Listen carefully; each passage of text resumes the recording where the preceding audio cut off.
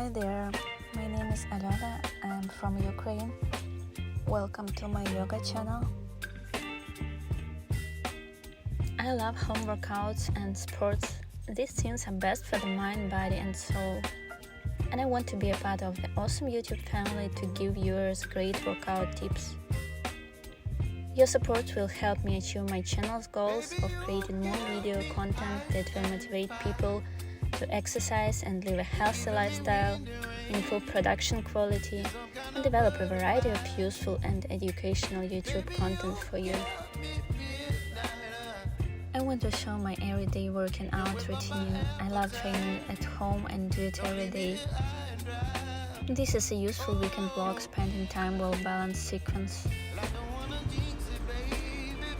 To perform the royal asana, you need to take a lying position on your back. Legs and arms are slightly apart. The chin is slightly tilted to the chest and the palms are open to the ceiling.